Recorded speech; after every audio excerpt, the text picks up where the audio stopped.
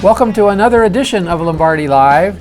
Today is going to be a little different. I'm going to be talking with a dear friend of mine about a dear friend of ours, the great Tony Williams.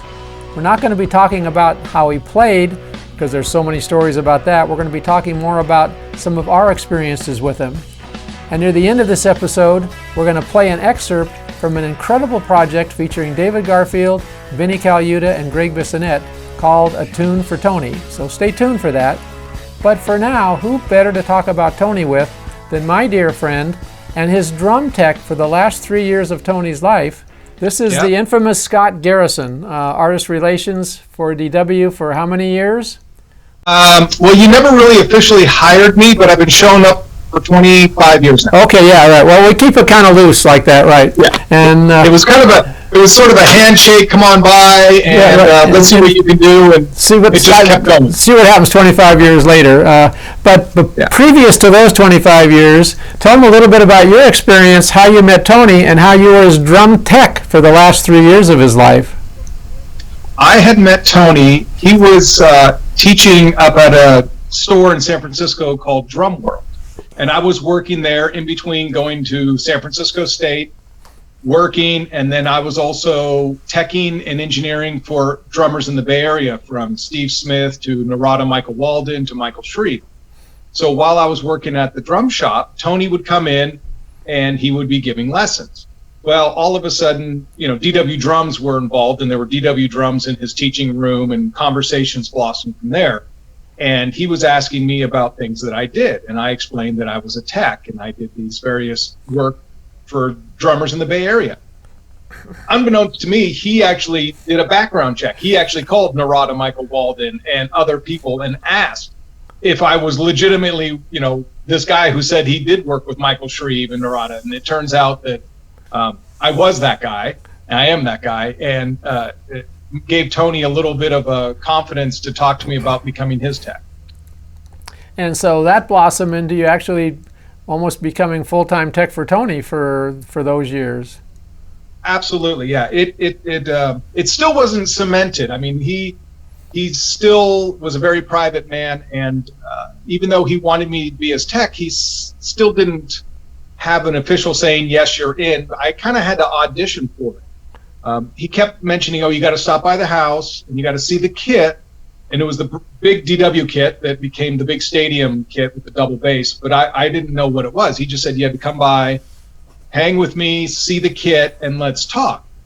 But he never gave me his address. This kept going on for several days, if not a couple of weeks. And I finally said, I need to know where you live in order for me to stop by. We need to set this up. So he wrote on a piece of paper the address and how to get there. And he said, once you get to my house, you have to destroy the piece of paper so that those directions are never found. And I kind of found it a little humorous, but he was dead serious about it because he had fans that stalked him and he didn't want his address out there. So the day we set up for my audition, I drove to his house, knocked on his door, and he opened up the door, and he was there, proud, dressed up with a big cigar in his hand. And he said, come with me, we're going to see the drums. And we walked from the house to the garage, which was completely converted into music room. There was no way you could park a car in there. There was a piano. There was this huge double bass DW kit, yellow, red hardware, 3 rack toms, 3 floor toms, side toms, main snare, side snare. And it was huge. I mean, it was just a big, massive kit. And in my mind, Tony's the jazz guy, and this was not what I was used to thinking he would be playing. But I was excited. So I said, can I take a look at the kit? And I walk around and I sit on it. I'm sitting there on the chair. And dig me, I'm at Tony Williams's drum set. And I think that triggered him like I was some sort of a goofball. And out came the finger of justice. I want my drum set set up like this every single time. I don't want any problems with this. And it was a lecture with smoke and the cigar and everything. And I was just, eyes like, deer in the headlights. And when he finished, I said, I can do the job, but if you and I don't get along, it's going to be a waste of my time and your time. And he stormed out of the room, just bolted.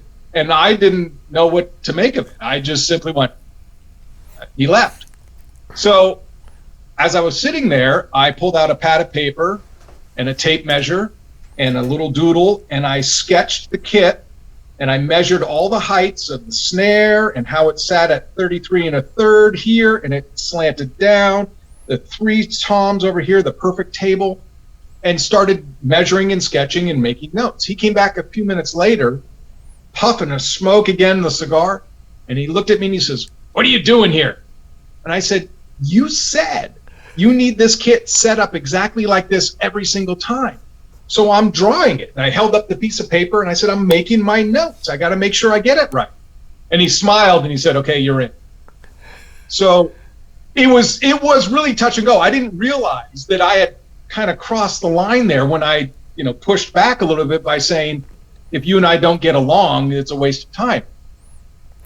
Time went on, and I found out later when talking to him, and Colleen, his wife, I had really upset him when I kind of had that resistance to him. And he went back into the house, and Colleen said to him, just, give him a chance, go back and talk to him. He's obviously still there. And he walked in, and that's what happened. I just basically said, I'm making notes to make sure I get it right. And that relaxed him. That somehow made me more legitimate to him, that I was really going to take it seriously, even though I was kind of goofy at that time. And aside from the experience you had working at the drum shop where I knew you, where we really got to know each other, was you being Tony's tech while he was starting to play DW drums, because that was, I think, the entree. That was the first kit that we'd made for him. That had the red hardware on it, which I have a story to tell about that, which I think you probably know well. And Tony said that he obviously wanted Tony yellow. There's no question about that. And we nailed the Tony yellow. And he said he would like red hardware, meaning the lugs and the fittings that go on the drum set. And so I said, okay, we'll do that. And of course, it's Tony. So he said, let me see different shades and different types of red lugs. So we went to platers, and we had powder coated, we had zinc over with red anodized. I had 3 really nice lugs that were various shiny shades, different shades of red. And then I had one that was just painted, with a hand spray gun that was just like a flat red. And I actually got in my car to meet him at the House of Blues, because he was in town, and he said, bring down what you've got and I'll take a look at it. I met him at the House of Blues, got in my car to leave DW with the 3 samples. And I thought, well, I've got the one that is really not nice looking, but it's kind of the flat red one, but I'll bring it anyway, because then I show I've got 4, so we're just going overboard. And I was sitting there at the House of Blues, and I put him out on the table after we have a little lunch, and he goes right to the one that I wasn't even going to bring, which was like the flat red one, which was, it made sense to me after we looked at it, because that was kind of the way he was, looking at what, the vibe that he wanted of that drum set. Right. And at that point, which you were probably more aware than me, that's before we made the kit that you saw, I didn't see him as an official artist of DW. I mean, he wanted a DW kit. We made him one. It was kind of his side kit that he had in the background, but he was still endorsing Gregg drums at the time. So when he came back and said he was going to, I think it was Switzerland or Italy, actually. He had a gig in Italy. And he said, I need a kit for this gig in Italy. So I'm thinking, okay, we'll make you another kit. This is 2 kits that you'll have kind of as your background kit, but happy to do it for Tony Williams. And so we were meeting at the House of Blues, and after he picked the lug, he got up to go to the restroom, and I was sitting with Colleen, his wife. And I said, so he's going to Italy, and he wants to have this kit, and he needs it in a week, which of course, is give us no time at all, and you will probably remember those stories. So I said, and he's talking about things that he wants to do in the future. So I said, does it mean that he is going to allow me to tell people he's playing the drums? And he said, oh yes, he's made that commitment. He's going to let the other company know on Monday. And that was, I get goosebumps even thinking of that. That was like, while he's in the bathroom, I'm cementing the deal to try and explain from his wife that this is really happening. I'm not just making this up. I am at the House of Blues. So he comes back, and I said, okay. And he was like, oh yeah, we want to do this. And we sketched out that first ad, which was the yellow snare drum with the 12 lugs. Yep. And it was TW plays DW. And I showed him the artwork, and he says, "No, Don, no, that's not it." He said, "The company's got to be at top. It's got to be DW and TW, not TW. Don't put mine at the top. Should be the company at the top. I should be under that." So he was very particular about the way he wanted things to look, down to the red crutch tips on the bottom of the floor tom legs, I remember. Yes, I just, oddly enough, I still have a small bag of like a handful of those little crutch tips left, and I just keep it as a it's a memento, but it's small. But when I see a red crutch tip, instantly I go back, and it's a rubber crutch tip for a floor tom. It's really nothing, but yeah, those little red crutch tips mean everything. No, they had the whole kid had the man. It was a piece of art, just as he was. So fun. I mean, we're going to be doing a lot of talk about Tony in upcoming weeks with various artists, his playing and how his playing affected them. But it's kind of fun to hear the background stories too. Can you think of one, funny opportunity or what was or most difficult one when you were out there touring with him? A couple. Well, there's so many. So hopefully I'll tell a couple, then you'll call me back on and I can tell a couple more. There was a time when we were on the road, and we got to the hotel and it was late, and by the time we checked in and got to our rooms and crashed out, it must have been, I don't know, midnight, 1, and everybody's just crashed out and ready to go. And all of a sudden around 2:33, my phone rings. So I'm elevated out of the bed and I reach for the phone and I grab it and I, hello. And it's Tony. And he says, "You awake?" And I, of course I have to say, yes, I'm, like I was, as if I was waiting for his phone call. "Yes, I'm awake. Yes. He says, "Great. Remind me to tell you something tomorrow." And he hung up on me and left me hanging there, just like that. And I just sat there going, because he got me. I mean, he was awake, so he figured wake somebody else up. And there was nothing to tell me later on. It was just simply a prank. So it was, things like that. He did have a dark sense of humor or dirty sense of humor when he could pull something on you. As far as an awkward time, we had just discussed developing a new cymbal setup. He's always been the K ride and the 15-inch hats, and he had his cymbal setup. And we were going to LA to do the Wilderness album, and he wanted to change it. He said, "Let's pick out cymbals that will become what my new setup will be. There are going to be obviously some things that are not going to change, but let's try." So I put up an A custom ride 22-inch, and we swapped out a couple other crashes. The 15-inch K bottom hats stayed. Those two bottoms never left his side. There was always the 15-inch K, and they were both bottoms. The top cymbal was a bottom and the bottom was a bottom. That was a staple for him. But we switched him up, and this became, and he said, "This is the set. Bring it with you no matter where we are, what we're doing. This is now going to be the setup." So off we go to LA. I think we were at one point we were at Ocean Way Studios in Burbank. And so the orchestra was there doing the beginning movements that he had written out, because he had written the entire album. And what I did is I set his kit up just off to the side from the control room. Not that he was going to play it, but more of, it's there for you. It's that security piece of your drum set is watching you conduct this orchestra. You got something there that's yours. And it was just simply there as to give him support. He wasn't going to play it, nothing. It was just all about the orchestra. At the end of the entire day of this entire thing, he walked over and noticed the new cymbals were set up, the A custom ride and all this stuff. And he almost tore my head off. He said, "What, I don't want to swear, are these cymbals doing here? Oh my God, where's my originals?" And just went ballistic on me in front of the entire place. And I said, "You said that this is the new setup and this is how it's going to go." He says, "You are walking back to San Francisco from here, getting my old cymbals, and you're going to walk back." I almost died. I literally was just white and panic stricken. And it was a moment of sheer terror, like, I am now out of a gig, this is over. And a second later, he came up to me and said, "You're right. This is what we agreed upon. I'm sorry." But there was a moment of, my life is over. I'm going to go back to San Francisco and I might as well just dig myself in my own grave. but that intensity that he had about wanting something particular was with him all the time. And he was very in tune with everything. So when he went off on me, I was hurt, but I wasn't gonna, attack him on it because there was something going on.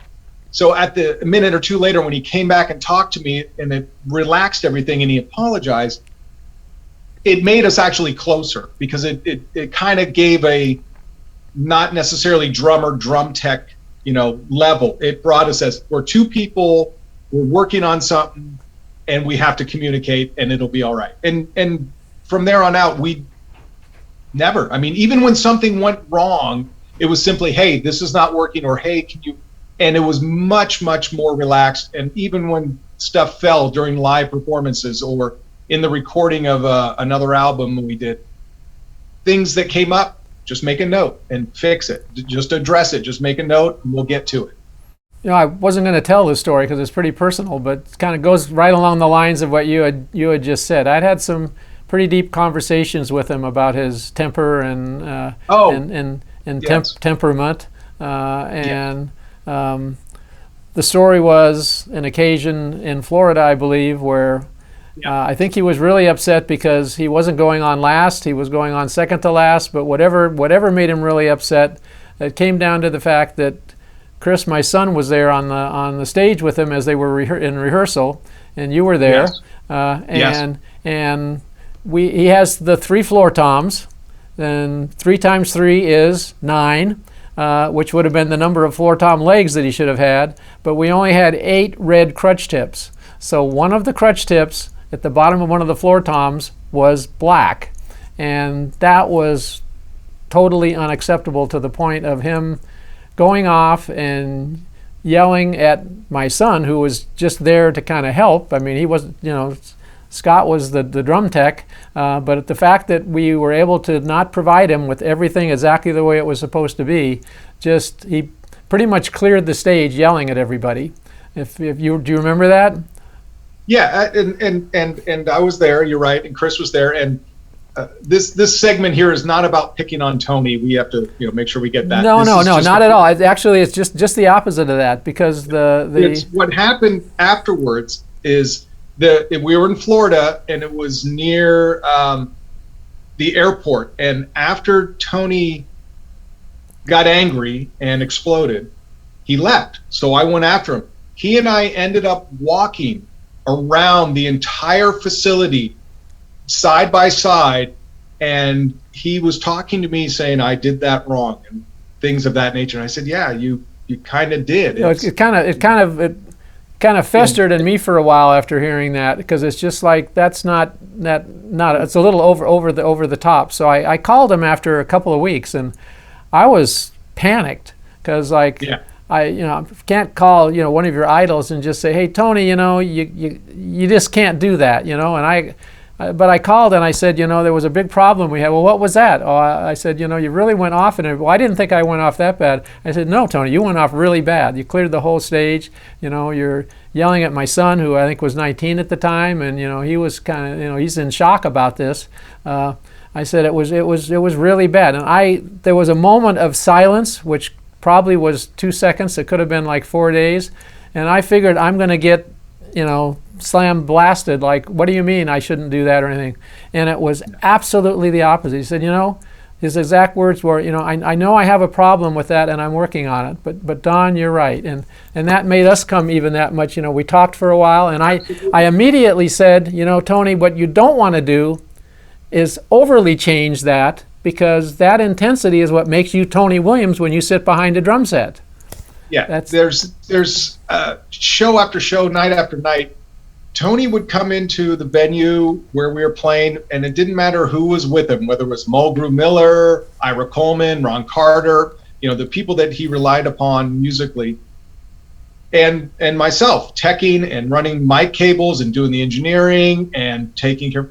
He wanted 110% out of everybody, but he gave 110% of himself. It wasn't as if you give 110% so he could scale back and do 90 or 80. No, you're doing 110. he's going to do 110, and that's how you get a good show. You get 110% show because everybody's doing their gig. If everybody does their gig, the audience gets a show. The audience then can absorb that energy and go away happy. He never, cycled down to be less than 110%. Plus being a musical genius, that kind of worked into it too. Plus, yeah, he did have some talent too, absolutely. Yeah, and that was a few people in my life I run into where I call it the chicken and the egg story. Like what came first? I saw him play about 2 weeks after he joined Miles. They were at the Le Grand Theater, which was an after-hours club here. I was playing up until 2 in the morning, and we went there and they played there from like 3 to 5. And here is a kid my age playing with Miles Davis, who was just like in another universe, and blowing everybody's mind, no matter how old they were. So, and he was always extremely gracious to me and the relationship that we had through the years. And what a tragic loss, which was really sudden. And I tell me a little bit about his passing away, because there's been various versions of stories, but as I recall, it was totally unexpected, even though he was in the hospital. Correct? Correct. We were getting ready to play Catalina's in LA, and we were going to do the bebop kit, the little 18, and so we were getting ready for this, and I got a call that he was in the hospital. So I was a little shocked, and I ran down. This was up in San Francisco, and so he was at Cedars near Pacifica in San Francisco. It was the Daly City area. And so I ran to the hospital that evening because he wanted to go over some stuff because we were going to head off to Catalina's. So I showed up to the hospital, and there he was in the hospital in his room, and he went in for gallbladder surgery. It was going to be simple laparoscopic. You get the gallbladder, you pop it, you remove it. That's it. So he was going to be out the next day. So I go in and I meet up with him, and we make a few notes and we chit chat. We make probably some stupid, goofy jokes about football, whatever it is. And he's, kind of restless, so he wants to go for a walk around the hospital before he crashes out. So as he goes for a walk, and I look and I see him and I wave, and I head out the door, not knowing that was going to be the last time I ever saw my friend. I just didn't know. You just think, oh, Catalina's is coming up. We got to get this stuff done, and out I go. The following day after the surgery, when he was in his room, he started to complain of chest pains. In his hospital room? Hospital room, you mean? Yeah, I'm sorry. Yeah, when he was in his hospital room after the surgery, he felt chest pains. And this is from what I understand of how everything went down. He had chest pains. Colleen was there, his wife, screaming. She screams, "Get somebody in here. He's having a heart attack." And somebody came in who wasn't a chest expert, and they dismissed it as it was buildup of gas from the surgery, when he was actually having a heart attack right then. And that's what happened. That was fatal. Yeah, and that was in what year was that? That was February of 97. Yeah, so anybody out there, young drummers who might not be that, because there's younger drummers than us out there now, Garrison. Oh yeah. Who might not be that familiar with Tony, you've got to look him up, YouTube, the historical, not only albums that he made, but what he brought to the drum set just moved generations of drummers after him. A lot of whom are going to be telling you more stories about Tony as we go down the road. Again, I'm just going to repeat myself, but we do have to tell a lot of good stories and a lot of good things about him. I mean, if you go online, or if you download music, or if you start diving into his albums from VSOP to anything, even with the Miles, listen to the hi-hat and listen to the ride cymbal. Start there. Start with let your ears gravitate towards the ride cymbal and the hi-hat, and your mind will start picking up on the stuff that's filling in between. But that ride cymbal technique and that hi-hat is a great base to start at, and then hear the music that comes out from there. Hear the drums, hear the bass drum, the snare, the toms fall into place in between those two musical notes. It's amazing. Oh, and There's a plethora of beautiful stories about Tony. One I'm remembering right after he passed away. I was a little surprised Alex Acuna came out and said, could I possibly have you guys make me a yellow Tony Williams kit? I just want the exact same drums, the exact same setup and everything. And so we did that, and as he was picking it up, he said, do you have any idea, how he tuned them? And I said, I could have an exact idea because I happen to know the drum tech who was with him for all those years, and I think you in confidence turned Alex on to what those notes were. But there's a little bit of a story behind that. There is, and people would come up to Tony and ask him, what do you tune your drums to? What notes? What notes? What notes? And he wouldn't tell them. He and I shared the secret. And it wasn't that he was being stingy or mean. He would finish the story by saying, look, what I tune my drums to is, in here. You have to find your own sound. It's not that I'm keeping information away from you that I think that, I'm being mean. It's take the time and explore, tune a drum up, tune it down, find where you play that drum. And so to this day, people still come up and go, will you tune my kit like Tony's?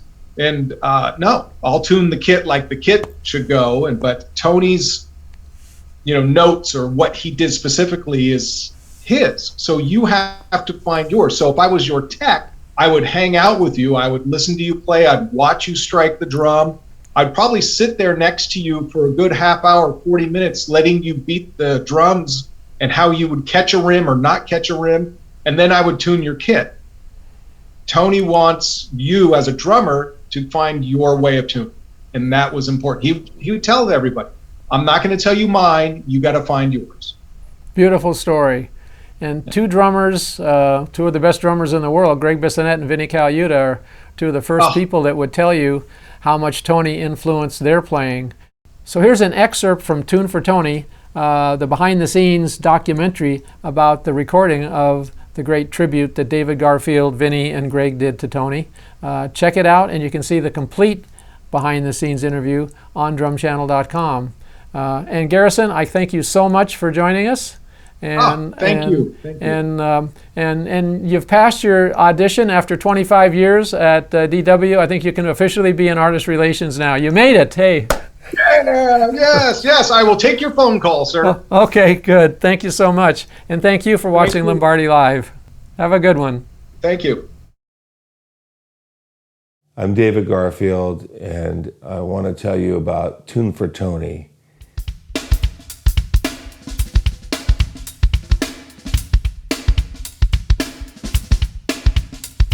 This is a song that I wrote in honor of the great Tony Williams. He was one of the greatest jazz drummers of all time, or just greatest drummers of all time. And many of the guys that I work with, the heavyweight drummers around the world, are all influenced by him.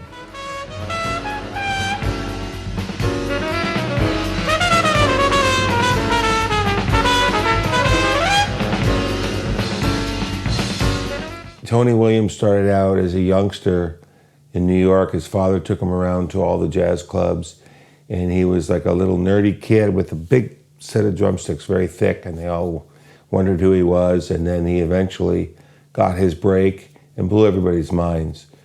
He was mostly known for being in the Miles Davis Quintet, his classic quintet with Wayne Shorter and Herbie Hancock and Ron Carter.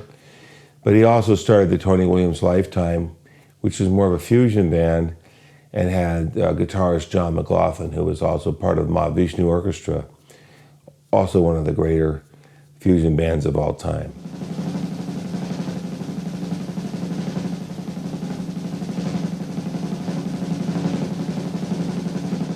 Both Gregg Bissonette and Vinnie Colaiuta, who are two of my favorite drummers that I work with a lot, were tremendously influenced by Tony Williams.